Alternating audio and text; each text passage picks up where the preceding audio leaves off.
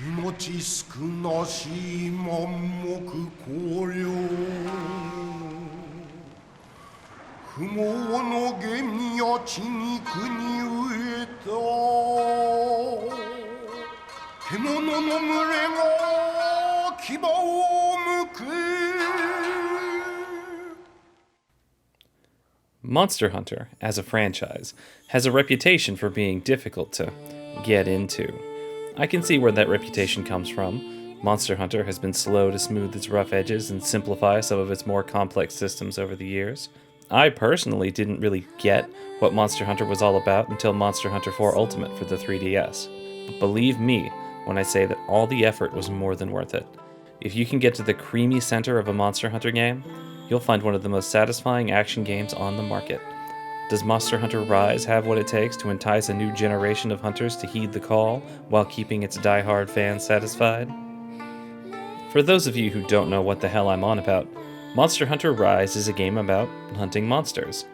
You pick one of the 14 weapons, kill a monster, harvest its parts, make some new equipment, rinse and repeat. That's really all there is to it. Yep. That's it. I mean, of course the monsters don't want to be hunted. Oh, and they're huge. Like, the smallest one is nearly twice your size, and the largest could swallow you whole without really noticing. You'll be fine, trust me. Once you find the weapon that's right for you, and the game provides one of every type and a training area to practice with them, you'll be more than comfortable staring down an enormous apex predator while dreaming about the rad shoes you're going to make from its skin and teeth. The 14 weapons have different strengths and weaknesses, so there's probably going to be one that lines up with how you want to play Monster Hunter. Do you want to put all your might into a handful of powerful death blows? Pick up a greatsword. Would you rather keep some distance between you and the terrifying creature trying its best to rip you to pieces? Try a bow. Every weapon type is viable and sports a moveset that's large enough to make for interesting combos, without being so large as to be intimidating. But it takes two to tango, and in Monster Hunter Rise, your dance partner is one, or more, of a menagerie of killer creatures. There's a lot of variety in Rise's stable of new monsters, from graceful killer birds to hulking sumo wrestler platypus turtles to the physical embodiment of fiery hate.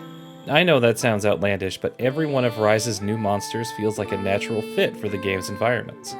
Classic monsters from earlier games return as well, making for a lovely mix of the new and the familiar.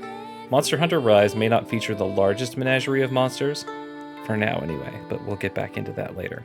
But what's here is a delightful variety where every inclusion feels well thought out and appropriate for the world.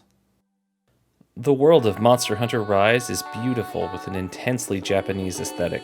The first time you hunt a new monster, you're given an introductory cutscene styled after Japanese poetry. If you have the voiceover set to Japanese, it's even sung in the Shigen tradition. The new monsters themselves are heavily inspired by Japanese folklore. The music is filled with the sounds of traditional Japanese instruments like the shakuhachi and shamisen.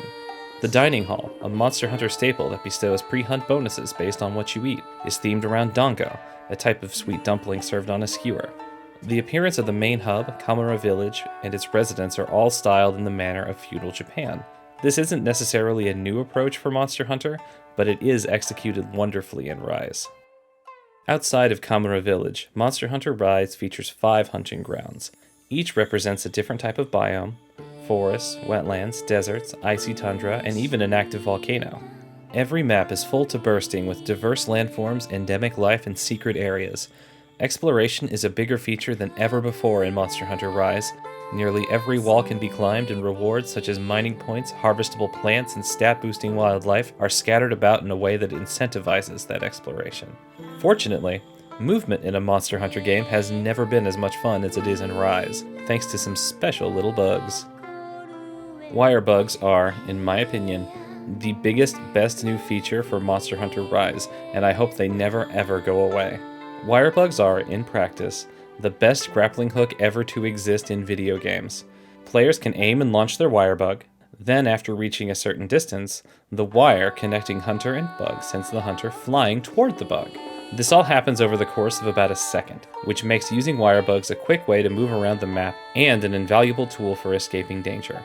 Momentum is a factor as well. Hunters don't stop at the bug, but instead continue flying through the air.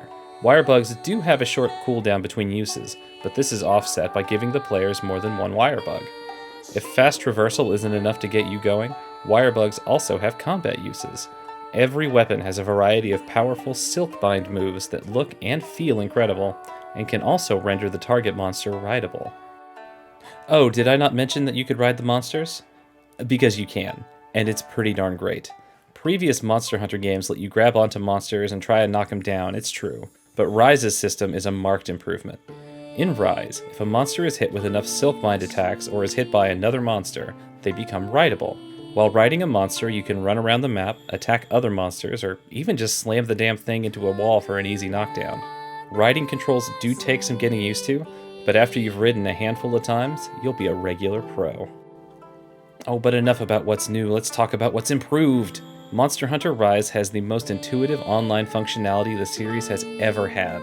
It isn't quite as simple as drop-in, drop-out multiplayer, but the new join request system makes joining a mission in progress or making your own missions open to other players is as simple as a top-level menu selection.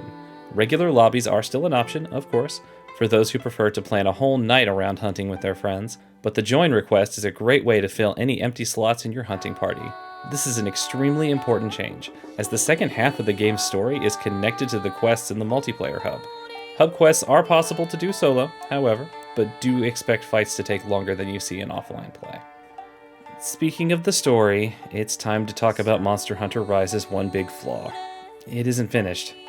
The story, as of this writing, ends on a cliffhanger, but everyone in town is talking about how, after just a few more quests, they'll have pinpointed the next monster that needs slaying. That next monster isn't in the game. It's nowhere. There is an entire section of weapon improvements blocked out because I don't have access to the materials yet.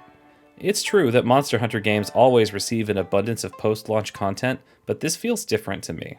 The first content update is scheduled for the end of April 2021, but the ending of the story isn't coming until update number 2. Is this a big deal breaker in my opinion?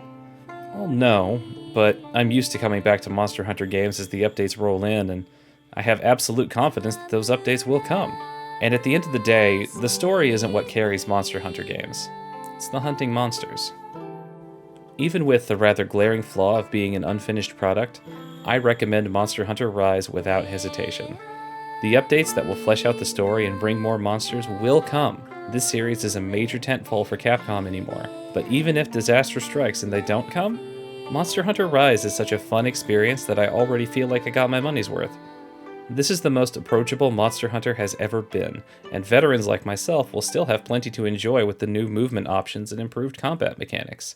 I'm going to keep coming back to Monster Hunter Rise all year long as the updates come in and the monster roster grows, and I wholeheartedly encourage you to join me. That's why I'm giving Monster Hunter Rise a 5 out of 5.